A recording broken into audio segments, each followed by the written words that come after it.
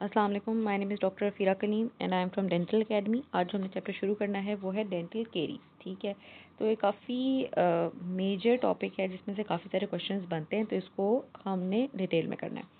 सबसे पहले आती है इसकी डेफिनेशन। कहते हैं डेंटल केरीज जो है उसको हम कैसे डिफाइन करते हैं कि ये एक प्रिवेंटेबल डिजीज़ है, दूसरा एक क्रॉनिक डिजीज़ है और बायोफिल्म मेडिएटेड है, यानी कि बायोफिल्म यानी कि प्लाक की वजह से ये केरीज होती है।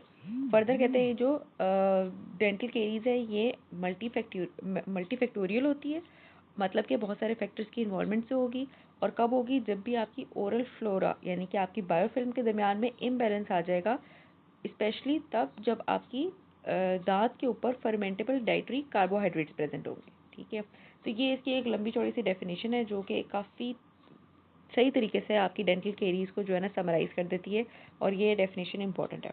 नेक्स्ट कहते हैं डेंटल केरीज होगी क्यों? जब भी आपकी आपकी टीथ पे ना ऑल द टाइम जब भी आप खाना खाते हैं तो ये एक डीमिनरलाइजेशन और रीमिनरलाइजेशन का जो साइकिल है वो चलना शुरू हो जाता है। ठीक है, तो जब भी दांत के ऊपर डीमिनरलाइजेशन ज़्यादा होगी और रीमिनरलाइजेशन कम होगी तो डेंटल केरीज अकर करेगी। अब इसके अंदर बताते हैं, कहते हैं कि आपके दांत के ऊपर ऑल द टाइम एक इंटर रिलेशनशिप चल रहा होता है। कहते हैं अगर आपका टूथ है जिसके ऊपर बायोफिल्म प्रेजेंट है यानी कि प्लाक प्रेजेंट है, बायोफिल्म में क्या होगा? बैक्टीरिया होगा। ठीक है, अब उसके ऊपर अगर आ जाता है हमारे पास कार्बोहाइड्रेट यानी कि कोई भी शुगरी डाइट आती है या कोई भी कार्बोहाइड्रेट्स आते हैं, तो ये जो प्लाक का बैक्टीरिया होगा ये इस कार्बोहाइड्रेट को क्या करेगा? मेटाबोलाइज करेगा और एक एसिड प्रोड्यूस करेगा। सिंपल जो केरीज का रिएक्शन होता है, ये कब होगा? ये ओवर टाइम होगा। तो ये अभी हम नीचे देखेंगे कि इस जॉर्डन की जो डायग्राम है वहाँ पे एक और फैक्टर यहाँ पे मेंशन किया हुआ होगा, टाइम। ठीक है, कहते हैं जब ओवर टाइम आपका जो बायोफिल्म है वो कार्बोहाइड्रेट को मेटाबोलाइज करके एसिड प्रोड्यूस करेगा, तो उस एसिड ने क्या करना है? उस एसिड ने करवानी है टूथ की डीमिनरलाइजेशन। ठीक है, अब जब भी आपने खाना खाना है दांत की डीमिनरलाइजेशन होनी ही होनी है। ठीक है, जिसको हम कहते हैं अटैक होता है दांत के ऊपर। लेकिन with the passage of time वो जो एसिड है वो ख़त्म हो जाता है, और जो आपका डीमिनरलाइजेशन हुआ होता है, जैसे जैसे ही पीएच रेज होता है ना, पहले तो एसिड प्रोड्यूस हुआ, पीएच डिक्रीज हो गया। ठीक है, जैसे ही पीएच वापस आता है तो आपके दांत की ऊपर रीमिनरलाइजेशन हो जाती है। ठीक है, अब कहते हैं ये साइकिल चलता रह रहा होता है, दो फैक्टर्स के ऊपर ये साइकिल डिपेंड कर रहा होता है। कुछ होते हैं हमारे पास पैथोलॉजिकल फैक्टर्स, कुछ होते हैं प्रोटेक्टिव फैक्टर्स। पैथोलॉजिकल फैक्टर्स वो हैं जो कि आपकी डीमिनरलाइजेशन को फेवर करेंगे, यानी कि जब पैथोलॉजिकल फैक्टर ज़्यादा होंगे तो ज़्यादा टाइम तक डीमिनरलाइजेशन रहेगी और उस केस के अंदर केरीज होंगी। और प्रोटेक्टिव फैक्टर्स वो होंगे जब प्रोटेक्टिव फैक्टर्स प्रेजेंट होंगे तो जब डीमिनरलाइजेशन हुई है तो दोबारा रीमिनरलाइजेशन भी हो जाएगी। ठीक है, नीचे भी ये मेंशन कहते हैं कि जहाँ जहाँ कहते हैं प्रोटेक्टिव फैक्टर ज़्यादा होंगे वहाँ पे लेस चांसेस हैं कि डेंटल केरीज प्रॉपर्ली डेवलप हो सके, और जहाँ पे पैथोलॉजिकल फैक्टर ज़्यादा होंगे वहाँ पे डीमिनरलाइजेशन होगी और केरीज हो जाएगी। अच्छा, नीचे कहते हैं कि अगर केरीज हो गई हैं तो आपको उसकी कॉज को भी ट्रीट करना चाहिए, यानी कि कौन से पैथोलॉजिकल फैक्टर्स हैं जिनकी वजह से केरीज हो रही हैं, सिंपली उस केरीज को रिस्टोर कर देना यानी कि फिलिंग कर देना इसकी ट्रीटमेंट नहीं होती, बल्कि आपने उसकी कॉज को ढूंढ के उसकी कॉज को ट्रीट करना होता है, ताकि आपका जो रिस्क फैक्टर्स हैं ताकि वो भी ना, जो कॉज नहीं होगी तब दोबारा केरीज भी नहीं होगी। अच्छा, नीचे आ जाते हैं तो ये एक डायग्राम आती है कीज जॉर्डन डायग्राम, जो कि आपकी केरीज के फैक्टर को केरीज के प्रोसेस को एक्सप्लेन करती है। काफ़ी इंपॉर्टेंट ये डायग्राम है, इसमें से काफ़ी सारे क्वेश्चंस बनते हैं। प्राइमरी मॉडिफाइंग फैक्टर्स और ये जो सेकेंडरी मॉडिफाइंग फैक्टर्स हैं इन दोनों के ऊपर क्वेश्चन आता होता है। तो इस डायग्राम में क्या बताया हुआ है?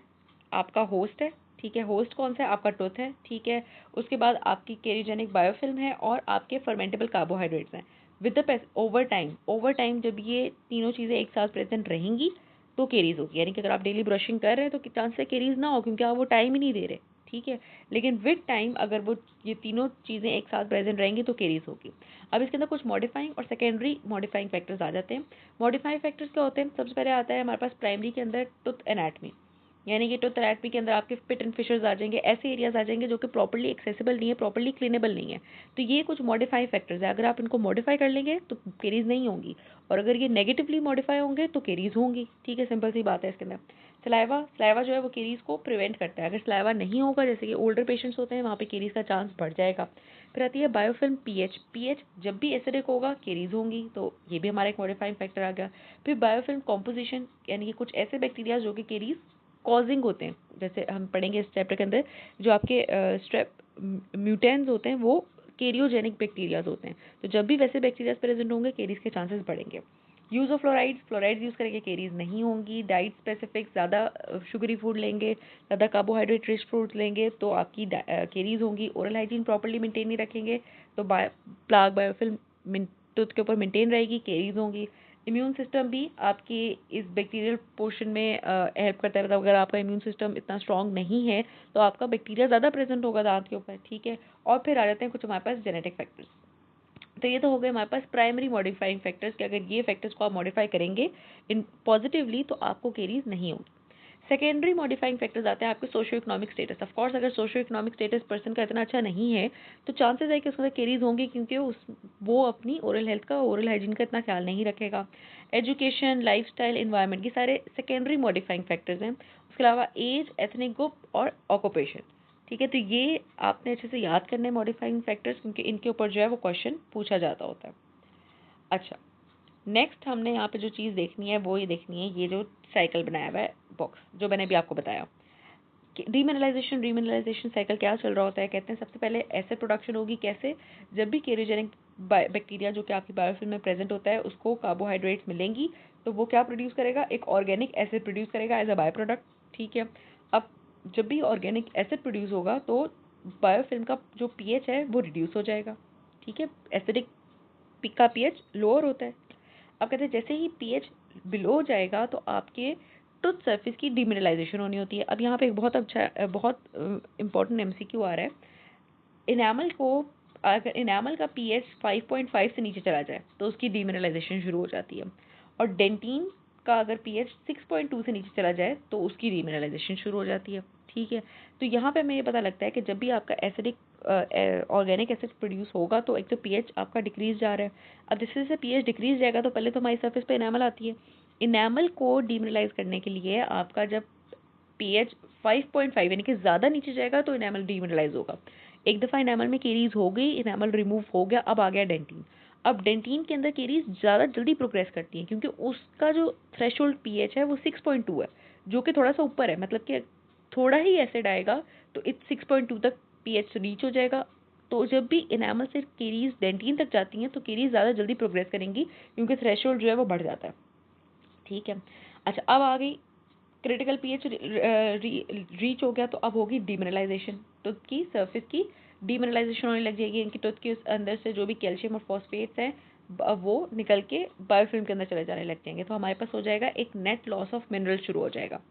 अच्छा, ये तो एक नॉर्मल प्रोसीजर है जब भी आपने फूड इनटेक किया तो होना है। अब कहते हैं जैसे ही pH of the biofilm normal की तरफ आने लगता है, रिटर्न करता है न्यूट्रल की तरफ, तो जो भी कैल्शियम और फॉस्फेट आपके सलाइवा के अंदर रिलीज हुए थे वो सब अब टूथ के अंदर वापस बैक ऐड ऑन होने लग जाते हैं। तो हमारी ये रीमिनरलाइजेशन होने लग जाती है। अब कहते हैं ये जो रीमिनरलाइजेशन और डीमिनरलाइजेशन का जो साइकिल है सेवरल टाइम्स ओवर डे चलता रहता है, और ये इन कुछ फैक्टर्स से मॉडिफाई हो रहा होता है। ये वही फैक्टर्स हैं जो कि हमने ऑलमोस्ट ऊपर पढ़े हैं। कहते हैं आपकी टाइप ऑफ माइक्रोबियल बायोफिल्म के से मॉडिफाई होता है, आपकी डाइट, आपकी oral hygiene, genetics, truth anatomy, fluorides, ये सब वही वाली बातें होगी जो भी हमने ऊपर पढ़ी। ये सारे इन मॉडिफाइंग फैक्टर्स की वजह से आपका ये जो रीमिनरलाइजेशन और डीमिनरलाइजेशन साइकिल है वो मॉडिफाई हो रहा होता है। फिर बात करते हैं कि फॉर एग्जाम्पल अगर आपकी सारे पैथोलॉजिकल फैक्टर्स थे, सारे मॉडिफाइड फैक्टर्स नेगेटिव की तरफ थे, तो आपकी होगी progression of disease. Progression disease में क्या है, कहते हैं रैपिड रिपीटेड डीमिनरलाइजेशन होगी आपकी टूथ की, ठीक है। जब डीमिनरलाइजेशन होती है तो क्या होता है कि आपका इनऑर्गेनिक फेज जो है वो रिमूव हो रहा होता है, ठीक है। यानी कि जो आपका इनऑर्गेनिक कंटेंट कैल्शियम और फॉस्फेट है पहले वो निकलेगा। जब सारा वो निकल जाता है बाद में आ जाता है आपका ऑर्गेनिक फेज जिसके अंदर आपके प्रोटीन्स वगैरह होते हैं।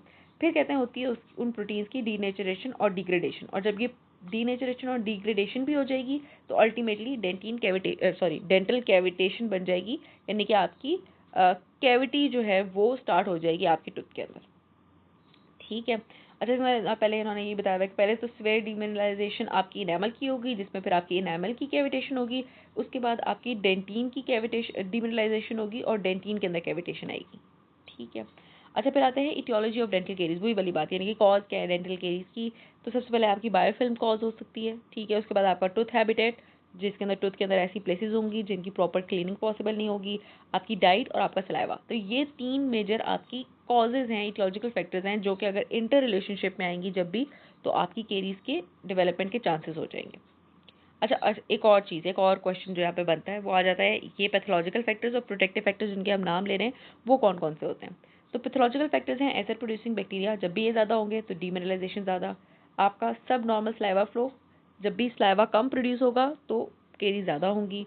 उसके अलावा फ्रीक्वेंट ड्रिंकिंग एंड ईटिंग, क्योंकि मैंने अभी बताया कि जब भी आपने खाना खाना है आपका पीएच लो जाना है, तो जितनी ज़्यादा फ्रीक्वेंटली आप खाना कंज्यूम करेंगे, यानी कि for example every 2 hours, every 1 hour आप कुछ खा रहे हैं, तो यानी कि ऑल द टाइम आपका पीएच जो है वो रिड्यूस रह रहा है। ठीक है, तो फ्रीक्वेंट ड्रिंकिंग या ईटिंग की वजह से पैथोलॉजिकल फैक्टर आ जाता है। और पुअर ओरल हाइजीन।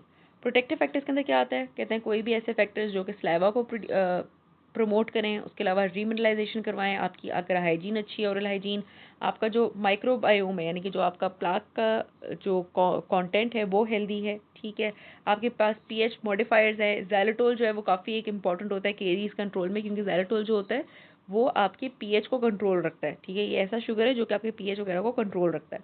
अच्छा, उसके अलावा स्ट्रेटजीज दैट मॉडुलेट डिसबायोटिक माइक्रोबायोम, यानी कि जो आपका ख़राब माइक्रोबायोम है उसको मॉडिफाई करने वाले अगर फैक्टर्स प्रेजेंट है, जिसके अंदर आपके पेप्टाइड्स आ जाते हैं, टिन आ जाता है, एंटी माइक्रोबियल्स आ जाते हैं। ये सारी वो चीज़ें जो कि आपकी जो बायोफिल्म के अंदर जो बैड बैक्टीरिया है उसको किल करते हैं या उसको प्रिवेंट करवाते हैं। तो अगर ये सारी चीज़ें प्रेजेंट हैं तो आपकी ये प्रोटेक्टिव फैक्टर्स हैं, तो आपकी रीमिनरलाइजेशन ज़्यादा होगी दांत के अंदर और केरीज जो है वो डेवलप नहीं होंगी।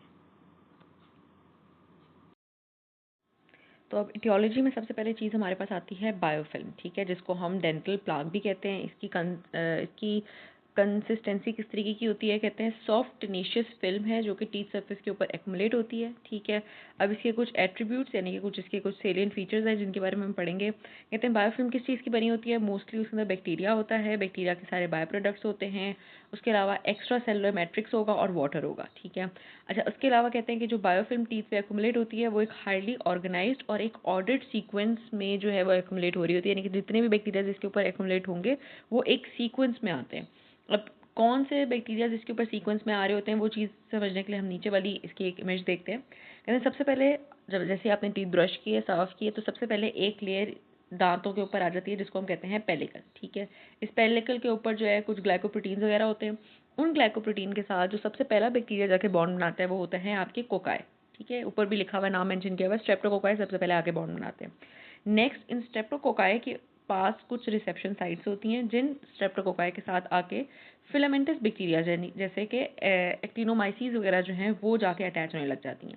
ठीक है, और फिर क्या होगा, इन एक्टिनोमाइसीज के साथ फर्दर और बैक्टीरियाज अटैच होने लग जाएंगे और एक प्रॉपर जो है आपकी बायोफिल्म जो है वो रेडी हो जाती है, यानी कि बायोफिल्म जो है प्लाक जो है वो आपके टूथ के ऊपर एक्युमुलेट होने लग जाता है।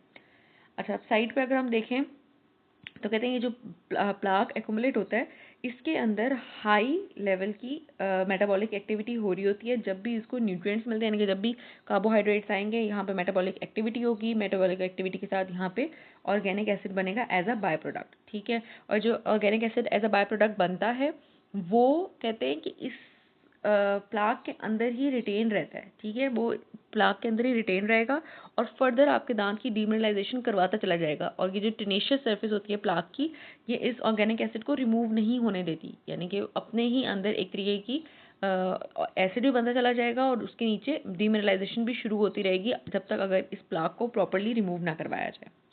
अच्छा, ये हो गई बात हमारे पास बायोफिल्म की। अब इसमें एक और पॉइंट इसका आता है बायोफिल्म से रिलेटेड ही। कहते हैं कि जब भी आपकी बायोफिल्म जो है वो मैच्योर हो जाएगी, वो रैपिड एनारोबिक मेटाबॉलिज्म करेगी, कार्बोहाइड्रेट्स की तो वही वाली बात वैसे कर रहे हैं कि एसिड्स वगैरह प्रोड्यूस होंगे। उसके अलावा कहते हैं कि जब भी आपको इस प्लाक को क्लीन करवाना है, आपको प्रोफेशनल टूथ क्लीनिंग मतलब प्रोफेशनल क्लीनिंग आप करवाएंगे ताकि आपकी केरीज वगैरह प्रिवेंट हो सकें। आफ्टर क्लीनिंग आपकी विद इन 2 आवर्स कहते हैं कि आपका पेलिकल आ जाता है जिसके ऊपर ये सारी एक्युमुलेशन होगी। पेलिकल बनता कहाँ से है, पेलिकल आता कहाँ से है, कहते हैं पेलिकल जो है वो आपकी स्लाइवरी ग्लाइकोप्रोटीन से आता है, स्लाइवरी एंजाइम से आएगा और स्लाइवरी इम्यूनोग्लोबुलिन से आएगा। पेलिकल का मेजर इनहेरिटेंट फंक्शन क्या होता है कि वो आपकी इनेमल को प्रोटेक्ट करता है, फ्रिक्शन से प्रोटेक्ट करता है टूथ को, और एक मैट्रिक्स प्रोवाइड करता है जिसके ऊपर रीमिनरलाइजेशन होगी, यानी कि उस पेलिकल के ऊपर ही रीमिनरलाइजेशन स्टार्ट होती है। इस वजह से पेलिकल दांत के ऊपर बनता है, लेकिन देन पेलिकल किस लिए यूज होने लग जाता है, बैक्टीरिया उसको यूज करने लग जाता है बायोफिल्म बनाने के लिए। अच्छा, नेक्स्ट हमारे पास आती है इटियोलॉजी में बात टूथ हैबिटेट, यानी कि कौन कौन से टूथ के एरियाज के अंदर कैरियोजेनिक बैक्टीरिया सबसे रेडिली अटैच होते हैं। सबसे पहले कहते हैं आपकी पिट्स एंड फिशर, क्योंकि वो एक ऐसे एरियाज़ होते हैं जहाँ पे आपकी प्रॉपर क्लीनिंग जो है वो पॉसिबल नहीं हो पाती, और वो जो है वो आपके कुछ माइक्रो ऑर्गेनिजम्स को एज अ शेल्टर प्रोवाइड करता है फ्रॉम नॉर्मल ब्रशिंग वगैरह। अच्छा, अब इसके अंदर कौन कौन से ऑर्गेनिजम्स आते हैं प्रीडोमिनेंटली, कहते हैं स्ट्रेप्टोकोकाई सैंग्विस और स्ट्रेप्टोकोकाई जो हैं, अदर स्ट्रेप्टोकोकाई जो हैं वो इस एरिया में आएंगे, स्पेशली म्यूटेंट्स, स्ट्रेप एमएस जिसको हम कह रहे होते हैं, स्ट्रेप्टोकोकाई म्यूटेंट्स। अब ये क्या होते हैं, ये मेजर वो वाला बैक्टीरिया होता है जिसकी वजह से केरीज जो है वो डेवलप होनी होती है।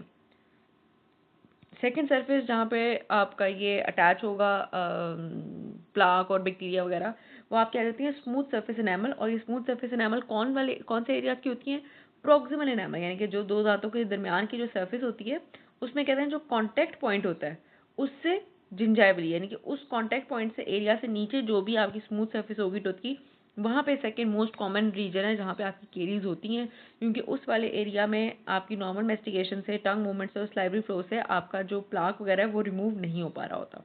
ठीक है।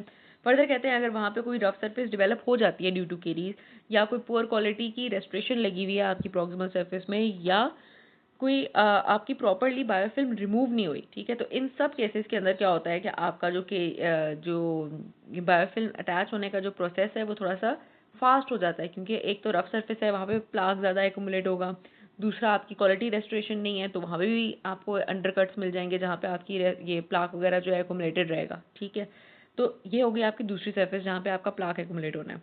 तीसरी आती है आपकी रूट सरफेस। ठीक है, root surface specially older adult में बात करते हैं, जो ओल्डर पीपल होते हैं जहाँ पे जिंजाइवल रिसेशन होने लग जाती है। जो रूट सरफेस होती है एक तो वैसे ही रफ होती है, ठीक है, उसके अलावा कहते हैं वहाँ पे प्रॉपर्ली हाइजीनिक मेजर्स जो हैं वो भी पॉसिबल नहीं होते, फ्लॉसिंग सही से नहीं जा पाती, आपका ब्रश वहाँ पे सही से नहीं जाता, तो उन सर्फेसेज में भी ये रूट सरफेस भी कौन सी आपके प्रॉक्सिमल एरिया की रूट सरफेस की बात कर रहे हैं, जो प्रॉक्सिमली एक्सपोज होगी जैसे ही आपका गम पोर्शन थोड़ा नीचे जाएगा, तो वहाँ पे भी प्लाक की एकुमुलेशन ज़्यादा होती है और वहाँ पे केरीज ज़्यादा होती हैं। अच्छा, यहाँ पे ऊपर उन्होंने एक डायग्राम बताई हुई है जहाँ पे उन्होंने फिशर्स और ग्रूव्स का डिफरेंस बताया हुआ है। जो आपका ग्रूव होता है वो शेलो होता है, ठीक है, तो ग्रूव के अंदर केरीज के चांसेस इतने नहीं होते क्योंकि ग्रूव शेलो है, ग्रूव के अंदर ब्रश भी चला जाता है सही से, ग्रूव जो है वो सेल्फ लिमिटिंग होता है, यानी कि सेल्फ क्लीनिंग उसकी हो जाती है, जबकि जो फिशर होता है वो ज़रा डीप होता है। ठीक है, तो जब ये डीप इस तरीके का फिशर होता है तो उसमें क्या होता है, उसमें फूड पार्टिकल्स अगर चले जाते हैं तो वो प्रॉपर्ली क्लीन नहीं हो पाते और उनकी सेल्फ लिमिटिंग एक्शन नहीं होता, यानी कि खुद ही से रिमूव नहीं होते। अच्छा, तो हमने पढ़ ली रूट सरफेस पढ़ ली, और लास्ट में आ जाती है सब जिंजाइवल एरियाज। ठीक है, जो आपकी जिंजाइवल से नीचे कवर्ड एरिया है, अंदर कवर्ड एरिया है, वहाँ पे भी आपकी प्रॉपर हाइजीनिक प्रोसीजर्स पॉसिबल नहीं हो पाते। आपका जो फूड पार्टिकल्स हैं, बोलस है, वहाँ पे सही से प्रॉपरली रब नहीं करता। अगर फूड पार्टिकल्स वहाँ पे बोलस रब करे तो क्या होगा, वो कुछ प्लाक जो है रिमूव हो जाता है इससे, लेकिन जब ऐसा नहीं होगा तो वहाँ पे केरियोजेनिक बायोफिल्म्स जो हैं वो रहेंगी और वहाँ पे केरीज का चांस जो है बढ़ेगा। तो ये चार सर्फेसेस थी टूथ की जहाँ पे एक्युमुलेशन ऑफ प्लाक ज़्यादा होता है, जिसकी वजह से वहाँ पे केरीज ज़्यादा होती हैं। अच्छा, नेक्स्ट हमारे पास यहाँ पे आ जाती है डाइट की बात। अच्छा, उससे पहले एक बहुत ही इंपॉर्टेंट यूक्यू आता है रूट सरफेस केरीज के मुताबिक। रूट सरफेस केरीज किसके अंदर कॉमन होती हैं, कहते हैं ओल्डर पेशेंट्स के अंदर कॉमन होती हैं। क्यों वहाँ पे कॉमन होती हैं, कहते हैं एक तो ओल्डर पेशेंट्स के अंदर कुछ इश्यूज आ जाते हैं, जैसे कि सबसे पहले कहते हैं उनका स्लाइवरी फ्लो डिक्रीज हो जाता है ड्यू टू मल्टीपल मेडिकेशंस। जब मल्टीपल मेडिकेशंस ले रहे होते हैं, स्लाइवा फ्लो डिक्रीज है, तो केरीज का चांस नंबर 1 बढ़ गया। दूसरा कहते हैं उनकी पुअर ओरल हाइजीन होती है। पुअर ओरल हाइजीन क्योंकि वो प्रॉपर्ली ब्रशिंग नहीं कर पा रहे होते, विद एज उनकी डेक्सटेरिटी जो है वो रिड्यूस हो जाती है, यानी कि उनकी मोबिलिटी रिड्यूस हो जाती है, उनकी मोटिवेशन डिक्रीज हो जाती है, जिसकी वजह से उनकी ओरल हाइजीन जो है वो डिक्रीज हो जाती है। इसलिए ओल्डर एडल्ट में रूट सरफेस केरीज होंगी। फर्दर हमें पता है जैसे जैसे एज बढ़ती जाती है गम रिसेशन होगी, जब गम रिसेशन होगी तो रूट्स वैसे ही एक्सपोज हैं, तो वहाँ पे केरीज का चांस जो है बढ़ जाता है। फिर कहते हैं जो केरीज लीजन रूट के ऊपर ओरिजिनेट कर रही होती हैं वो ज़्यादा अलार्मिंग होती हैं। उसकी 4 रीजन हैं क्यों, क्योंकि कहते हैं एक तो वो रैपिडली प्रोग्रेस करती हैं। क्यों, क्योंकि रूट के ऊपर इनेमल नहीं है। इनेमल मैंने आपको भी बताया था, उसका जो पीएच था वो 5.5 है, यानी कि ज़्यादा पीएच रिड्यूस होगा तो इनेमल केरीज होंगी। जब रूट के ऊपर इनेमल नहीं है तो वो डेंटिन वाले पीएच पे ही वहाँ पे डिमिनरलाइजेशन शुरू हो जाएगी। उसके अलावा कहते हैं रूट सरफेस पे जो केरीज होती हैं वो मोस्टली एसिम्प्टोमेटिक होती हैं, पल्प के क्लोजर होता है वो, और it is more difficult to restore, तो इसलिए रूट वाली केरीज जो है वो ज़रा ज़्यादा हार्मफुल होती हैं, ये 4 रीजन्स थी।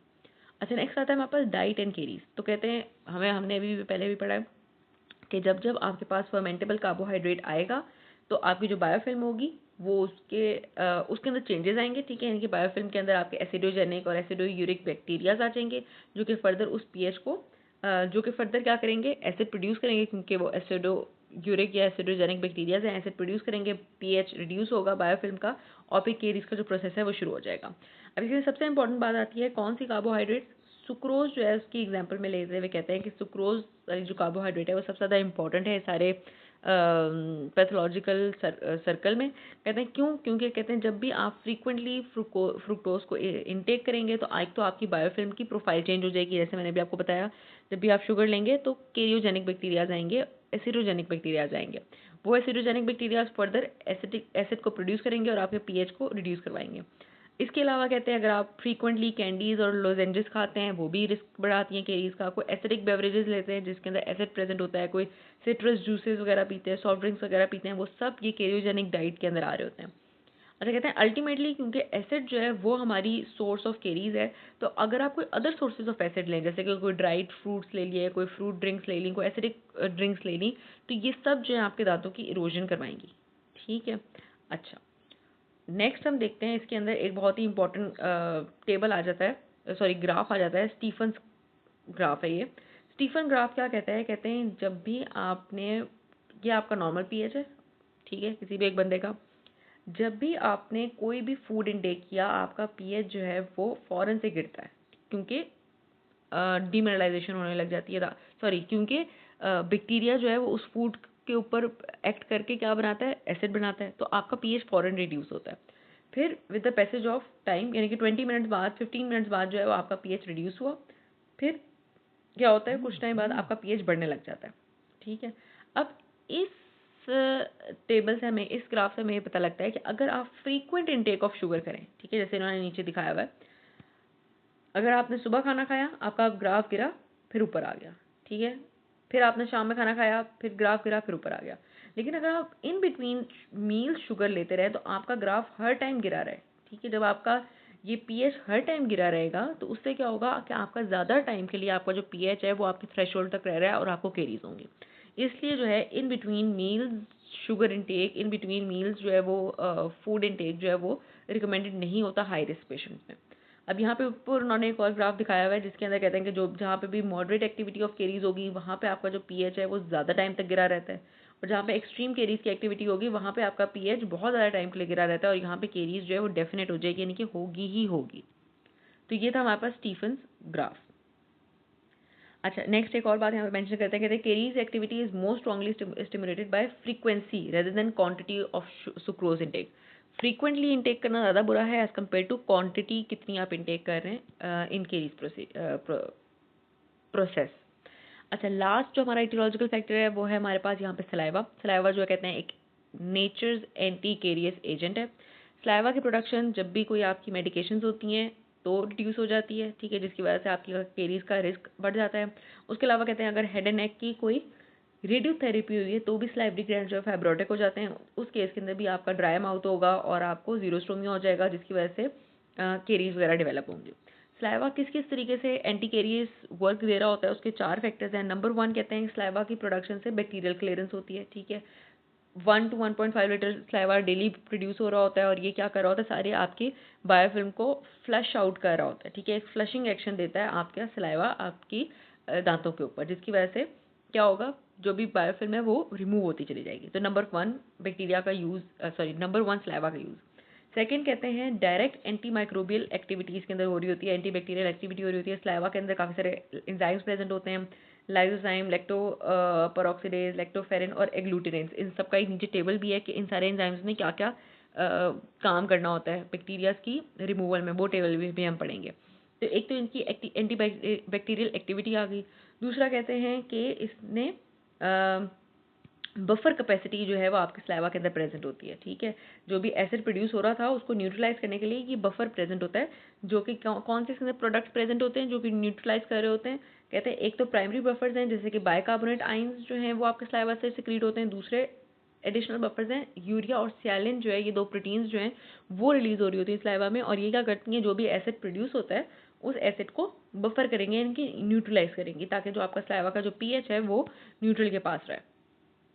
अच्छा, एक और काम जो ये करता है सलाइवा, वो कराता है आपके दांत की रीमिनरलाइजेशन, क्योंकि सलाइवा के अंदर आपके कैल्शियम और फॉस्फेट आइंस जो हैं वो रिलीज हो रहे होते हैं, तो ये कैल्शियम और फॉस्फेट आइंस क्या करते हैं, आपकी टूथ सरफेस को दोबारा से रीमिनरलाइज करवाते हैं, ठीक है। फर्दर कहते हैं स्लाइवा के अंदर कुछ प्रोटीन्स प्रेजेंट होती हैं, जैसे कि स्टेथरिन प्रोटीन। ये स्टेथरिन प्रोटीन क्या करती है, ये कैल्शियम को आपके दांत के साथ बॉन्ड बनवाती है, यानी कि जब स्टेथरिन प्रोटीन जो है वो आपके दांत के साथ जाके पहले बॉन्ड बनाएगी, और ये जो स्टेथरिन प्रोटीन है वो कैल्शियम को अपने अंदर इनटेक करवाती है, ठीक है। तो इसकी मदद से भी आपकी रीमिनरलाइजेशन हो रही होती है, ठीक है। अच्छा, ऊपर उन्होंने कुछ बताया हुआ है कि जब भी आपका ड्राई माउथ हो जाएगा तो उसके साइंस और सिम्टम्स क्या आएंगे, यानी कि जब स्लाइवा प्रोड्यूस नहीं हो रहा होगा तो क्या साइंस एंड सिम्टम्स आएंगे। तो साइंस में कहते हैं फ्लोर ऑफ द माउथ पे आपका जिंजवाइटिस सॉरी फ्लोर ऑफ माउथ पे एक सबसे पहला साइन ये आएगा कि स्लाइवा पूल जो है वो नज़र नहीं आ रहा होगा, यानी कि स्लाइवा का accumulation floor of the mouth में नहीं नजर आएगी। उसके अलावा जिंजवाइटिस, म्यूकाइटिस, चिलाइटिस, ठीक है, सॉफ्ट टिश्यू के अंदर फिशेस बनने लग जाएंगे, फंगल इन्फेक्शन होने लग जाएंगे, सैलिडनाइटिस यानी कि स्लाइवरी ग्लैंड का इन्फेक्शन शुरू हो जाएगा। ये सब साइंस हैं जब भी आपकी स्लाइवा की प्रोडक्शन रिड्यूस्ड है। फर्दर कहते हैं सेवरल केरियस लेजन्स तो होंगे ही होंगे। सिम्टम्स क्या होते हैं, पेशेंट का फील करता है, उसमें आ जाता है कि आपके कॉटन माउथ होगा, यानी कि ज़ीरोस्टोमिया, बिल्कुल ड्राई माउथ फील होगा, difficulty in chewing, speaking and solving होगी, और एक sense of change sense of taste आएगी, ठीक है। तो ये हमारे पास साइन सिम्टम्स आ जाते हैं ज़ीरोस्टोमिया के। अच्छा, तो अब हमारे पास आती हैं क्लिनिकल कैरेक्टरिस्टिक्स ऑफ केरीज। तो इसमें काफ़ी सारी बातें तो वैसे रिपीट ही होंगी जो भी हमने ऑलरेडी पढ़ ली हुई हैं। ऊपर यही वाली बात करते हैं, कहते हैं केरीज तब होंगी जब भी आपकी डीमिनरलाइजेशन और रीमिनरलाइजेशन प्रोसेस के दरमियान में कोई डिसइक्विलिब्रियम आ जाएगा, ठीक है। उसके अलावा कहते हैं कि जो आपकी कैरेक्टरिस्टिक ऑफ द केरीज होते हैं, मतलब किस टाइप की केरीज हैं, वो डिपेंड करता है कि किस लोकेशन पे वो केरीज प्रेजेंट है। तो 3 मेजर लोकेशन मेंशन कर देते हैं। हमें पता है पिट्स एंड फिशर में हो सकती हैं, स्मूथ सर्फेस यानी कि प्रॉक्सिमल सर्फेस पे हो सकती हैं, या रूट सर्फेस के ऊपर केरीज हो सकती हैं, ठीक है। फिर फर्दर कहते हैं कि जिस इन्वायरमेंट में केरीज हो रही होंगी उसी के अकॉर्डिंगली उसका जो है बायोफिल्म प्रेजेंट होगी उसके ऊपर। अच्छा, यहाँ पे नीचे एक टेबल आ जाता है, ये भी काफ़ी इम्पॉर्टेंट है क्योंकि इसमें जो भी हमने ऊपर पढ़े थे एंजाइम्स के नाम पढ़े थे, तो इस टेबल में उन्होंने मेंशन किया हुआ है कि कौन सा एंजाइम एक्चुअली किस तरीके से आपकी प्लाक बायोफिल्म को अफेक्ट कर रहा होता है, ठीक है। तो अमाइलेज का क्या काम होता है, यहाँ पे कहते हैं वो अवेलेबिलिटी ऑफ ओलिगोसैकेराइड्स को बढ़ा देता है, ठीक है। तो ओलिगोसैकेराइड जो है वो एक बेटर कार्बोहाइड्रेट है as compare to sucrose. Sucrose तो जब भी होगा तो लैक्टिक एसिड प्रोड्यूस होगा, केरीज होंगी। तो जब अमाइलेज आ जाएगा तो वो सुक्रोज को ओलिगोसैकेराइड्स में खुद ही से कन्वर्ट कर देगा ताकि बैक्टीरिया उसको लैक्टिक एसिड के अंदर मेटाबोलाइज ना कर सके। नेक्स्ट आ जाता है हमारे पास लैक्टोपेरोक्सीडेज। इसका क्या काम है, कहते हैं मैनी माइक्रो ऑर्गेनिजम्स के लिए लीथल होता है। लाइसोजाइम क्या करता है, ये अगेन आपके माइक्रो ऑर्गेनिजम्स के लिए लीथल होता है, ठीक है, यानी कि उनको किल कर देगा तो वो सारा मेटाबॉलिक एक्टिविटी नहीं होगी। लाइपेज का काम होता है, कहते हैं ये फ्री फैटी एसिड्स को अवेलेबल करवाता है, ठीक है।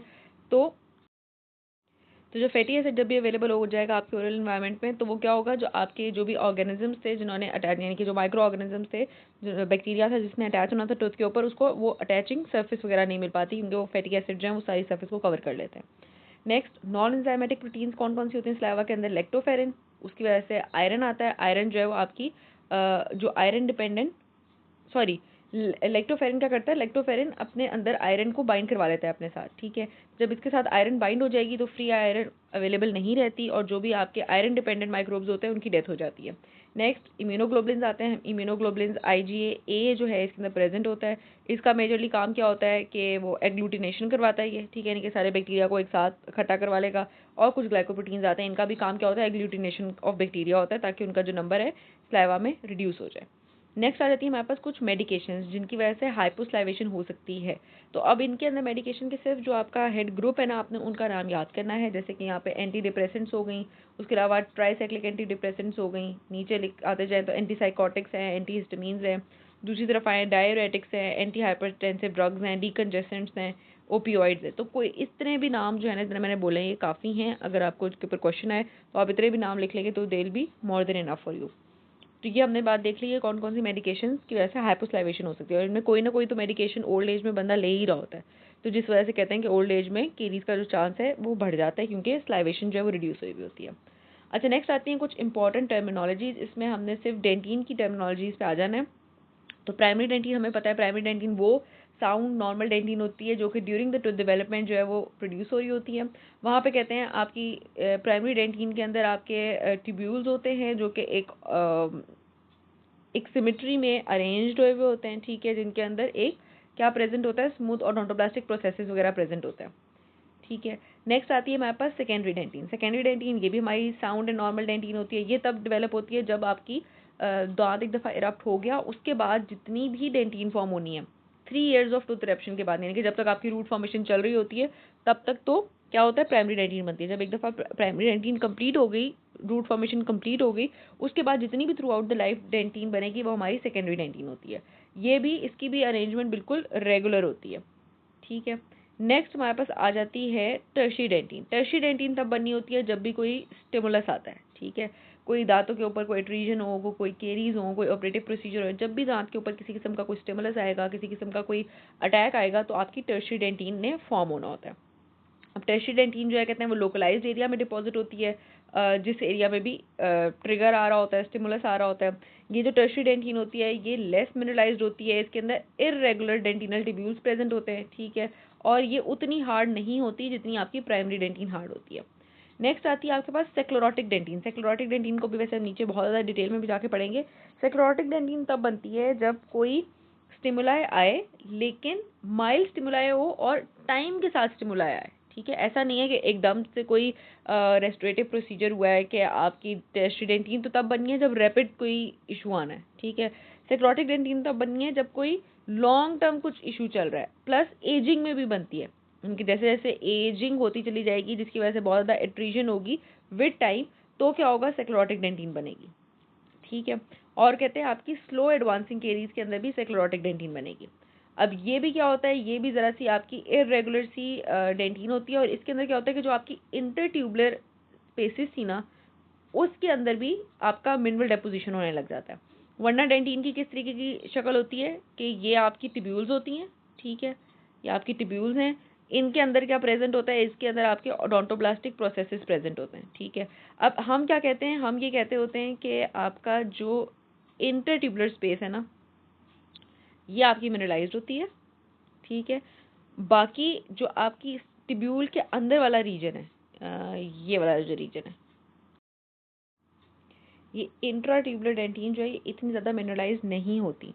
लेकिन जब भी सेक्लोरोटिक डेंटिन बनेगी, ये इंट्राट्यूबुलर डेंटिन के अंदर भी मिनरल्स जो हैं वो प्रेसिपिटेट कर जाएंगे, जिसकी वजह से क्या होगा कि जिसकी वजह से क्या होगा कि आपकी ब्लॉकिंग हो जाएगी आपकी टिब्यूल्स की, ठीक है। डेंटिनल टिब्यूल्स जो हैं वो ब्लॉक हो जाएंगे, क्योंकि वहाँ पे भी सारे आपके मिनरल्स वगैरह जो हैं डिपॉजिट हो जाएंगे। क्लिनिकली कहते हैं सेक्लोरोटिक डेंटिन हार्ड होती है, काफ़ी हार्डर देन नॉर्मल डेंटिन होती है और डार्कर होती है। क्यों हार्डर देन नॉर्मल डेंटिन है, क्योंकि जो टिब्यूल जो खाली स्पेसेस थी वहाँ पे भी मिनरल्स भर जाने। लास्ट में आती है आपकी लेदरी डेंटिन। लेदरी डेंटिन जो है वो आपकी सॉफ्ट डेंटिन और फर्म डेंटिन के दरमियान का एक पोर्शन होता है। ये सॉफ्ट डेंटिन और फर्म डेंटिन क्या है, इसके ऊपर भी अभी हम नीचे जाते हैं। ये अफेक्टेड और इन्फेक्टेड डेंटिन के दो डिफरेंट नाम हैं। तो ये सिर्फ एक ट्रांजिशन जोन होता है बिटवीन द टू डेंटिन्स। अच्छा, इसके बाद एक और क्वेश्चन जो यहाँ से आ सकता है, वो आ सकता है आपके पास क्लासिफिकेशन ऑफ डेंटल केरीज, ठीक है। तो यहाँ पे 5 क्लासिफिकेशन आती हैं। नंबर 1 होती है आपकी अकॉर्डिंग टू द लोकेशन। तो अकॉर्डिंग टू लोकेशन हमने देख ली, पेटेंट फिशर हो गई, रूट हो गई, और आपकी smooth surface proximal surface caries हो गई। उसके बाद आती है according to the clinical management strategy, कि किस तरीके से उसको मैनेज किया जाएगा। तो एक होती है आपके पास इनिशियल केरीज लेजन, ठीक है। इनिशियल केरीज लेजन जो है वो नॉन कैविटेटेड लेजन्स होते हैं, ये वाइट स्पॉट लेजन्स होते हैं, यानी कि सिर्फ यहाँ पे भी केरीज शुरू हुई होती हैं। और इनकी खासियत ये होती है कि ये वाइट स्पॉट लेजन्स जो हैं ये अगर प्रॉपर हाइजीन प्रोवाइड की जाए और क्लीनिंग सही रखी जाए, तो ये वाइट स्पॉट लेजन खुद ही से नॉर्मल हो सकते हैं, यानी ये खुद ही से रिस्टोर हो सकते हैं। इनको आपने कोई ट्रीटमेंट, रेस्टोरेटिव ट्रीटमेंट नहीं प्रोवाइड करनी। दूसरे आते हैं आपके कैविटेटेड केरियस लेजन। कैविटेटेड केरियस लेजन वो होंगे जिनकी टूथ की इंटेग्रिटी ब्रेक हो गई भी होगी, कैविटी प्रोड्यूस हो गई भी होगी, और अब आपने उसको रिस्टोर करना होगा। तीसरी टाइप की केरीज होती हैं according to the rate of activity. इसमें होती हैं आपके पास एक्टिव केरीज, इनएक्टिव केरीज और रैम्पेंट केरीज। एक्टिव केरीज वो होती हैं जहाँ पे टूथ डीमिनरलाइजेशन अभी चल रही होती है, जिस टाइम पे उस केरीज की एग्जामिनेशन हुई। अब इसके अंदर भी मॉडरेट केरियस लेजन होता है और एक एडवांस्ड केरियस लेजन होता है। मॉडरेट केरियस लेजन जो है वो 1/3 ऑफ द डेंटिन तक नहीं पहुंचा होता, जबकि एडवांस्ड केरियस लेजन जो है वो इनर 1/3 ऑफ द डेंटिन तक पहुंच गया होता है। फिर आती है आपके पास इनएक्टिव केरीज, जिनको हम अरेस्टेड केरीज भी कहते हैं, जो ये कहते हैं किसी एक टाइम पे एक्टिव थी लेकिन इस टाइम पे वो बायोलॉजिकली इनएक्टिव होती हैं at the time of examination. Third आती है आपके पास रैम्पेंट केरीज, जो कि मेजरली बच्चों में होती हैं, जिनके अंदर एक्सटेंसिव मल्टीपल कैविटेटेड और एक्टिव केरियस लेजन प्रेजेंट होता है इन द सेम पर्सन। मतलब एक ही बच्चे में 3, 4, 5, 6 अगर दांत जो है वो कैविटेटेड है और वहाँ पे एक्टिव केरीज प्रेजेंट है, तो उनको हम रैम्पेंट केरीज कहेंगे। अब इसकी एग्जांपल में आ जाती है हमारे पास बेबी बॉटल केरीज, ठीक है, radiation therapy caries. Of course radiation के बाद भी जब सलाइवेशन रिड्यूस हो जाती है तो ये वाली केरीज होती हैं। और लास्ट में आती है मेथ माउथ केरीज, यानी कि जो मेथ इनटेक करते हैं उनके अंदर भी इस तरह की केरीज देखी जाती हैं। फोर्थ टाइप आती है आपके पास अकॉर्डिंग टू दी अक्रंस। तो अक्रंस में प्राइमरी केरीज जो कि फर्स्ट टाइम किसी दांत में हो रही हो, सेकेंडरी केरीज जो कि किसी एग्जिस्टिंग रेस्टोरेशन क्राउन या कोई सीलेंट वगैरह के साथ कोई केरीज हो रही हो, ठीक है, जिनको हम रिकरेंट केरीज कह रहे हैं। और उसके बाद थर्ड आती है आपके पास रेजिडुअल केरीज, ठीक है। रेजिडुअल केरीज वो हैं जो कि रिमेनिंग रह गई नहीं है, आपने कोई केरीज टिश्यू को रिमूव किया है, लेकिन कुछ केरीज अगर प्योर रेस्टोरेशन रह जाएंगी तो वो आपकी रेजिडुअल केरीज हो जाएंगी। लास्ट आती है according to the depth of the lesion, तो इनेमल केरीज होंगी और डेंटिन केरीज होंगी। अब ये जो क्लासिफिकेशन हमने पढ़ी है ये बहुत इंपॉर्टेंट थी, इसको याद करना है फॉर यूक्यू। अब इसी क्लासिफिकेशन के साथ हमारे पास डिटेल आ जाएगी। सबसे पहले हमारे पास पिट एंड फिशर केरीज आएंगी, इसकी डिटेल में हम नहीं जाएंगे क्योंकि ये हमने वैसे ऊपर भी पढ़ लिया हुआ है, ठीक है। इसकी जो बात हमें पढ़ने वाली है वो आपके यहाँ पे क्लिनिकल नोट्स लिखे होंगे, वो बातें बस यहाँ पे याद करने वाली हैं, ठीक है। वो बातें नीचे तो आएंगी। खैर एक बात यहाँ पे मैं बता दूँ, कहते हैं पिट एंड फिशर केरीज जो होती हैं उनकी खासियत ये होती है कि वो एक्सपैंड होती हैं as they penetrate into the enamel, यानी कि जो इनकी साइट ऑफ एंट्री होती है वो बिल्कुल स्मॉल होती है, लेकिन जैसे जैसे लेजन नीचे चला जाता है आपकी केरीज जो है वो वहाँ पे एक्सपैंड होती चली जाती हैं। स्पेशली कहते हैं जैसे ही आपका लेजन जो है वो आपके डेंटिनो एनामल जंक्शन तक पहुँचता है तो वो बहुत ज़्यादा एक्सपैंड कर जाता है। ऊपर भी देखेंगे हम, तो यहाँ पे हमें देख सकते हैं, कहते हैं केरीज ऊपर से बिल्कुल छोटी सी नजर आ रही होती है पिट्स एंड फिशर, लेकिन जब आप इसको रिमूव करना शुरू करते हैं तो आपको पता लगता है कि आपकी केरीज जो है अंदर बहुत ज़्यादा डीप एक्सपैंड हुई हुई है। तो इस तरह की केरीज को हम कहते हैं वी शेप्ड केरीज। और वी शेप्ड केरीज के अंदर जो इसका एपिक्स होगा केरीज का वो होता है टुवर्ड्स दी इनेमल, यानी कि ऊपर की तरफ। एक सेकंड, मैंने अभी वी उल्टा उल्टा बना दिया था। इस तरह की ये केरीज होती हैं, ठीक है। इन्वर्टेड केरीज होती हैं क्योंकि ऊपर से छोटी हैं, अंदर जाते जाते एक्सपेंड हो जाती हैं। तो डेंटिन जाते जाते ये क्यों एक्सपेंड हो रही होती हैं, मैंने अभी आपको बताया था डेंटिन की मिनरलाइजेशन कम होता है कंटेंट उसका, और उसके अलावा डेंटिन के जो वो थ्रेशोल्ड पॉइंट था पीएच वो भी हाइयर होता है, यानी कि कम कम पीएच चेंज पे ही डेंटिन डीमिनरलाइज हो जाता होता है। तो इसलिए ये वाली केरीज इस तरीके से होती हैं पिट्स एंड फिशर की। यहाँ पे इसकी क्लिनिकल नोट देख लें तो कहते हैं मोस्ट कॉमन जो यहाँ पे बैक्टीरिया प्रेजेंट होगा वो म्यूटेंट स्ट्रेप्टोकोकाई प्रेजेंट होगा। इसकी अपीयरेंस किस तरीके की दिखती है, इन्वर्टेड वी जैसी दिखती है। और इसको किस तरीके से प्रिवेंट किया जा सकता है, कहते हैं जो भी आपके हाई रिस्क पेशेंट्स हैं उनके अंदर सीलन डाल दिया जाए पिट एंड फिशर्स के अंदर, ताकि पिट एंड फिशर के अंदर केरीज हो ही ना। नेक्स्ट आती है आपके पास स्मूथ सरफेस केरीज जो कि आपकी प्रॉक्सिमल सरफेस के कॉन्टैक्ट पॉइंट के जिंजाइवली प्रेजेंट होती हैं, ठीक है। अब इसके अंदर भी जो चीज़ देखने वाली है वो हमारे पास बस नीचे आ जाती है। अच्छा, इनको डिटेक्ट किस तरीके से किया जाता है इन केरीज को, कहते हैं अगर आप सेपरेटर डालें, ठीक है। वैसे तो एक्सरे में ये नज़र आएंगी, ठीक है। उसके अलावा यहाँ उन्होंने ऊपर दिखाया हुआ है कि अगर आप इस तरह का सेपरेटर डालेंगे तो भी आपको वो केरीज जो हैं आप उनको विजुलाइज कर सकते हैं। अच्छा सॉरी, सेपरेटर डाल के आप उन केरीज को रिस्टोर कर सकते हैं। अच्छा, नेक्स्ट इसकी क्लिनिकल नोट पे देख लें तो कहते हैं यहाँ की जो सरफेस होती है वो रफ़ होती है, जिसकी वजह से वहाँ पे केरीज होने के चांस बढ़ जाते हैं क्योंकि वहाँ पे प्लाक एक्यूमुलेट करेगा। दूसरा, हमने पहले भी बात पढ़ी थी, उस एरिया में प्रॉपरली क्या नहीं हो पाती, आपकी मेस्टिकेशन नहीं पहुँचती, आपका सलाइवा नहीं पहुँचता, आपके टंग की मूवमेंट नहीं पहुँचती, इसलिए वो वाला एरिया क्लीन नहीं होता। जब वो वाला एरिया क्लीन नहीं होता तो वहाँ पे अगेन केरीज का चांस वहाँ पे बढ़ जाता है। अच्छा, उसके अलावा एक और चीज़ है, कहते हैं इसकी जो शेप होती है वो वी शेप होती है, लेकिन यहाँ पे जो वी शेप का जो एपिक्स होगा वो टुवर्ड्स द डेंटिनो एनामल जंक्शन होगा, यानी कि यहाँ पे जो केरीज होती है वो इस तरीके से होती है कि बाहर वाला एरिया वाइडर होता है, अंदर वाला एरिया जो होता है वो नैरो होता है। तो ये भी इसकी इंपॉर्टेंट बात थी, ये इन्होंने ऊपर भी वैसे दिखाई हुई थी, पिक्चर आप देख सकेंगे ऊपर। लास्ट आती है आपके पास रूट केरीज। रूट केरीज में कहते हैं रूट सरफेस जो होती है वो रफर देन इनेमल होती है। यहाँ का जो क्रिटिकल पीएच ऑफ डेंटिन होता है वो भी आपका लेस होता है, यानी कि 6.2 पे ही डीमिनरलाइज होने लग जाएगा, इसलिए यहाँ पे केरीज का चांस बढ़ जाता है। स्पेशली कब होगा, यहाँ पे जो भी ओल्डर एडल्ट होते हैं जहाँ पे जिंजाइवल रिसेशन हुई हुई है और केरियोजेनिक बायोफिल्म रूट सरफेस पे प्रेजेंट है।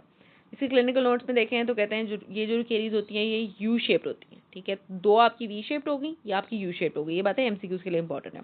यहाँ वाली केरीज क्यों अलार्मिंग होती हैं पहले भी हमने पढ़ लिया हुआ है, क्योंकि रैपिडली प्रोग्रेस करती हैं, एसिम्टोमेटिक होती हैं, पल्प के करीब होती हैं और डिफिकल्ट टू रिस्टोर होती हैं। ये हो गई रूट। अच्छा, तो अब नेक्स्ट टाइप की जो हमारे पास क्लासिफिकेशन आ जाएगी इनेमल केरीज के अंदर, वो आ जाती है आपके पास नॉन कैविटेटेड इनेमल केरीज, या जिसको हम वाइट स्पॉट लेजन्स कह रहे थे, या आपकी इनिशियल केरीज, ठीक है। अब इसके अंदर जो चीज़ हमने देखनी है पहले तो इसकी डेफिनेशन आ जाती है अच्छे से। कहते हैं जो नॉन कैविटेटेड या वाइट स्पॉट लेजन्स होते हैं ये क्या होते हैं, कहते हैं इनको हम इंसिपिएंट लेजन्स भी कह रहे होते हैं, ठीक है। उसके अलावा इनकी अपीयरेंस किस तरीके की होती है, चौकी वाइट ओपेक एरियाज ये आपको दिख रहे होते हैं इनामल के ऊपर जब भी इनामल को आप एयर ड्राई करेंगे, ठीक है। उसके अलावा कहते हैं जब जैसे ही वो जो है रीहाइड्रेट होता है यानी कि उसकी वेटनेस वापस आती है दांत के ऊपर, तो वो जो चौकी वाइट अपीयरेंस होती है वो डिसअपेयर हो जाती है, ठीक हो गया। अब इसके अंदर इस लेजन की कुछ करेक्टरिस्टिक्स आते हैं। सबसे पहली बात कहते हैं कि जो लेजन होता है वाइट स्पॉट लेजन ये होता है रिवर्सिबल, यानी कि जब इसको प्रॉपर इन्वायरमेंट मिलेगी, प्रॉपर हाइजीन मिलेगी, ये एरिया खुद से रीमिनरलाइज हो जाएगा। दूसरा कहते हैं बाकी इनेमल तो हमें पता है ट्रांसलूसेंट होता है, लेकिन ये जो वाइट स्पॉट लेजन है ये भी हमने ऊपर पढ़ा है, ये एक ओपेक लेजन होता है। ये ट्रांसलूसेंसी इसकी कैसे ख़त्म हो जाती है, कहते हैं क्योंकि डीमिनरलाइजेशन हुई होती है तो सब सरफेस यानी कि सरफेस के नीचे डीमिनरलाइजेशन की वजह से काफ़ी ज़्यादा प्रोसिटीज़ क्रिएट हो जाती हैं, ठीक है। और उन प्रोसिटीज़ के अंदर यानी कि उन पोर्स के अंदर ऑफ कोर्स कुछ पार्टिकल्स भर जाएंगे, कोई आपका ये जो डिब्रिस वगैरह होगा जो कि बैक्टीरिया प्रोड्यूस कर रहा होगा वो भर जाएगा, जिसकी वजह से जो आपके ट्रांसलूसेंट अपीयरेंस है टूथ की वो ख़त्म हो जाएगी, ठीक है। इसलिए दांत जो है वो ओपेक दिख रहा होता है। अच्छा, फिर कहते हैं इन वाइट स्पॉट लेजन्स को आप अपने इनामल के डेवलपमेंटल डिफेक्ट से कैसे डिफ़र कर सकते हैं, जो कि ऑफ कोर्स हाइपोकैल्सिफिकेशन में भी हमें वाइट एरियाज नज़र आते हैं दांतों के ऊपर, इनिशियल फ्लोरोसिस में भी वाइट स्पॉट्स नज़र आते हैं। कैसे डिफ्रेंशिएट कर सकते हैं, कहते हैं कि जो वाइट स्पॉट लेजन्स होते हैं केरीज की वजह से ये रीहाइड्रेट होने पे यानी कि वेट होने पे टोटली डिसअपेयर हो जाते हैं, जबकि जो आपके हाइपोकैल्सिफाइड इनेमल लेयर होती है वो ड्राइंग और वेटिंग से उसके ऊपर कोई असर नहीं आ रहा होता। फर्दर कहते हैं एक्सरे करवाएंगे तो एक्सरे के अंदर भी आपको फेंट रेडियोलुसेंसीज देखने को मिलेंगी in non cavitated white spot lesions के अंदर। अच्छा, बाकी बात वही है जैसे मैंने आपको बताया कि अगर आपने करेक्टिव मेजर्स इसके लिए आप क्या लेंगे, कहते हैं अपनी ओरल इन्वायरमेंट को बेहतर करेंगे, प्लाक रिमूवल करवाएंगे, फ्लोराइड थेरेपी करेंगे। जब आप सब कुछ ये करेंगे तो ये जो non cavitated white spot lesions हैं ये खुद ही से रीमिनलाइज हो जाएंगे और रिस्टोर हो जाएंगे, ठीक है। अच्छा, इसमें क्लिनिकल नोट भी आप पढ़ लेंगे तो सारी बातें जितनी भी हमने टेक्स्ट में से पढ़ी हैं वो सारी क्लिनिकल नोट में भी लिखी हुई हैं, तो वही याद करने वाली बात है।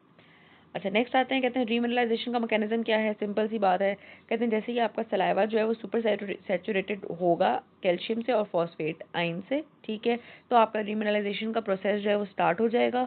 इसके अंदर क्या होता है, कहते हैं जो आपका ओरिजिनल क्रिस्टलाइन फ्रेमवर्क है वो नॉन कैविटेड लेजन्स के अंदर रिटेन रहता है, यानी कि आपका सिर्फ मिनरल्स एग्जिट आउट हुए थे इस लेजन के अंदर।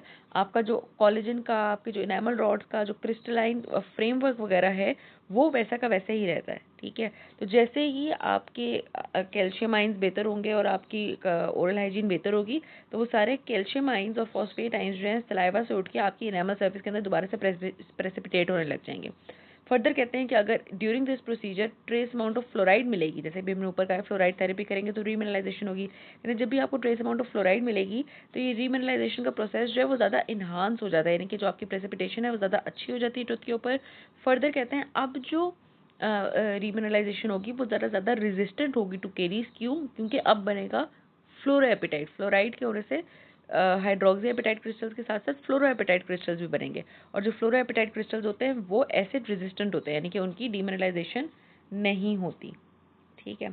नेक्स्ट आ जाते हैं जोन ऑफ इनेमल केरीज पे। तो इनेमल केरीज के 4 जोन्स होते हैं। सबसे पहला जो सबसे ऊपर जोन होगा वो होता है सरफेस जोन, ठीक है। सरफेस जोन जो है वो कहते हैं मेनली आपकी केरीज से अनअफेक्टेड होता है, और उसके अलावा कहते हैं ये जो सरफेस है ये एज अ बैरियर एक्ट करेगी उसके टू फर्दर बैक्टीरियल इन्वेजन, ठीक है। अच्छा, फर्दर कहते हैं कि ये जो केरीज है ये आपकी एक तरीके की हाइपर मिनरलाइज्ड होती है, ठीक है। अभी ये इनेमल की सबसे सुपीरियर मतलब इनेमल की जो सबसे सुपीरियर केरीज होगी जिसके नीचे सॉरी इनेमल की जो सबसे सुपीरियर सरफेस होगी जिसके नीचे केरीज का एक्शन चल रहा है, ये वो वाली सरफेस है। कहते हैं तो ये जो सरफेस होती है इसको कहा जाता है कि ये जो है ज़रा हाइपर मिनरलाइज्ड होती है सरफेस, जो कि एक तरीके की इम्यूनिटी प्रोवाइड कर रही होती है ताकि फर्दर केरीज डेवलप ना हो। अच्छा, अब इस सरफेस जोन की बॉडी में कितने पोर्स होते हैं, कितनी पोरोसिटी होती है, तो इसके अंदर बहुत ही कम पोर्स प्रेजेंट होते हैं, क्योंकि ये प्रॉपर्ली डीमिनरलाइज्ड एरिया नहीं होता, ये बल्कि एक हाइपर मिनरलाइज्ड एरिया होता है। तो यहाँ पे बॉडी में कहते हैं कितने पोर्स प्रेजेंट होंगे, यानी कितने होल्स वगैरह प्रेजेंट होंगे, तो कहते हैं लेस देन 5%, ठीक है। अच्छा, नेक्स्ट आता है आपका बॉडी ऑफ इन्फेक्शन। ये एक्चुअल जोन है जहाँ पे सारा आपका वाइट कैविटेटेड लेजन प्रेजेंट है, ठीक है। तो जो इंसिपिएंट केरीज का जो डीमिनरलाइजेशन मेन फेज है वो ये आपका बॉडी ऑफ द लीजन होता है। यहाँ पे बैक्टीरिया भी प्रेजेंट होगा, इसी एरिया में सारी डीमिनरलाइजेशन हुई भी होगी। इस एरिया के जो पोर्स होते हैं वो कितने होते हैं, कहते हैं 5% पेरिफ्री पे और 25% सेंटर में, यानी कि यहाँ ये काफ़ी पोरस एरिया होता है। अच्छा, नेक्स्ट आ जाता है आपका डार्क जोन। अभी जो डार्क जोन है ये आपके बॉडी ऑफ द लीजन के नीचे प्रेजेंट होगा, ठीक है। फर्दर कहते हैं कि इसके अंदर जो पोर्स हैं, टोटल पोर वॉल्यूम कितनी है, कहते हैं 2% to 4% है। एक और इसका एडिशनल पॉइंट बताया हुआ है, कहते हैं ये जो जोन है ना ये आपकी लाइट को ब्लॉक कर रहा होता है, ठीक है। इसके अंदर से पोलराइज लाइट नहीं ट्रांसमिट होगी। क्यों? क्योंकि कहते हैं ये जो जितने भी ये पोर्स होते हैं इसके अंदर जो है वाटर या वेपर्स या एयर फेलो भी होगी, जिसकी वजह से ये एक बिल्कुल ही ओपेक रीजन बना हुआ होगा।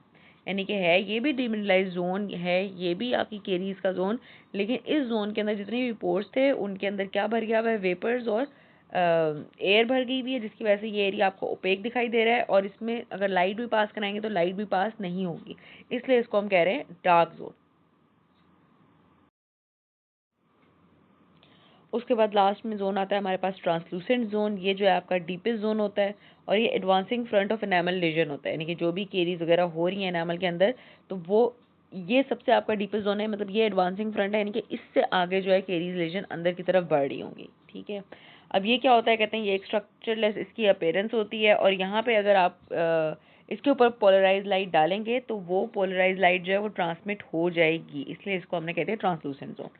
अगर यहाँ पे हम देखें केरीज लीजन आपका दिखाया हुआ है तो जो ए है वो आपका सरफेस जोन है, ठीक है, जहाँ पे आपकी केरीज अभी नहीं है, प्रोटेक्ट कर रही है वो केरीज को। इसके नीचे से केरीज शुरू हुई हुई हैं। बी जो है वो आपका बॉडी ऑफ द लीजन है जहाँ पे सारा बैक्टीरिया है।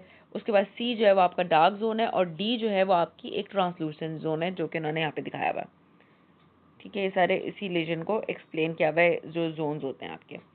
अच्छा, ये जो ट्रांसलूसेंट जोन था यहाँ पे पोर वॉल्यूम क्या होती है, 1% होती है और 10 टाइम्स ग्रेटर होती है देन द नॉर्मल एनामल, ठीक है। तो 1% यहाँ पे पोर्स हैं। अच्छा, नेक्स्ट आ जाते हैं केरीज लीजन प्रोग्रेशन पे, यानी कि आपकी तीसरी टाइप की जो हमने क्लासिफिकेशन पढ़ी थी। अब केरीज लीजन प्रोग्रेशन के अंदर कहते हैं जो पीक रेट या इंसिडेंस होता है न्यू लीजन डेवलप होने का वो विद इन 3 ईयर्स होता है आफ्टर इरप्शन, यानी कि जब भी दांत इरप्ट होगा तो विद इन 3 ईयर्स सबसे ज़्यादा चांसेस होते हैं कि उसके अंदर केरीज हो सकें। नेक्स्ट मोस्ट कॉमनली किस एरिया के अंदर केरीज हो सकती हैं, वो आ जाती हैं आपकी एक्लूजल पिट एंड फिशर्स। उसके अलावा कहते हैं रेडिएशन इंड्यूस्ड हाइपोस्लाइवेशन, अगर बंदे को किसी को है यानी कि हाइपोस्लाइवेशन हुई है तो चांसेस हैं कि नेक्स्ट 3 मंथ्स में उसको केरीज डेवलप हो जाएं। और कहते हैं कि अगर कोई हेल्दी इंडिविजुअल है तो उसके अंदर केरीज स्लोली प्रोग्रेस करती हैं एज़ कम्पेयर टू अगर कोई इम्यूनो कॉम्प्रोमाइज या कोई कॉम्प्रोमाइज पेशेंट है। अच्छा, उसके अलावा नीचे कहते हैं अगर आपकी पुअर ओरल हाइजीन है, फ्रीक्वेंट एक्सपोजर टू सुक्रोज है तो चांसेस हैं कि विद इन 3 वीक्स आपको वाइट स्पॉट लेजन डेवलप हो जाए। और अगर आपका वाइट स्पॉट लेजन ये जो नॉन कैविटेटेड लेजन है वो डेवलप हो जाता है और स्टिल आप उसका ख्याल नहीं रखते तो विद इन 18 मंथ्स या ±6 मंथ्स में आपकी कैविटेटेड लेजन जो है वो बन जाएगा। नेक्स्ट आती हैं आपके पास कैविटेटेड इनेमल केरीज, वो हैं जिनके अंदर इनेमल का ब्रेकडाउन हो चुका हुआ होता है। ये एरियाज बहुत ही सेंसिटिव होते हैं टू प्रोबिंग, तो उसके ऊपर शार्प प्रोब नहीं फेरना क्योंकि कैविटी जो है वो बढ़ सकती है। उसके अलावा कहते हैं जब एक दफ़ा इनेमल के अंदर कैविटेटेड लेजन आ जाए तो वो आपकी डेंटिन के ऊपर जाके प्रोग्रेस करता है और इसकी ट्रीटमेंट सिर्फ रेस्टोरेटिव ट्रीटमेंट ही होती है, यानी कि फिलिंग करवाई जाए, ठीक है। अच्छा, अब कैविटेटेड लेजन जो है वो कहते हैं एक सिनर्जिस्टिक एक्सेलरेशन के साथ ग्रो करता है, यानी कि एक दफ़ा अगर कैविटी बन गई तो उस कैविटी के अंदर फर्दर कैरियोजेनिक बैक्टीरिया या उसकी कम्युनिटी बायोफिल्म वगैरह बैठेगी और फर्दर आपकी टीथ की डीमिनरलाइजेशन वगैरह करवाएगी, ठीक है। अच्छा, और क्या करती है ये आपके एसिडिक और एनारोबिक इन्वायरमेंट आपको प्रोवाइड उस कैविटी के अंदर प्रोवाइड कर रही होती है और इस एसिडिक और एनारोबिक इन्वायरमेंट के अंदर फर्दर बायोफिल्म के ऐसे बैक्टीरियाज आएंगे जो कि केरीज को और ज़्यादा एडवांस्ड करवाएंगे,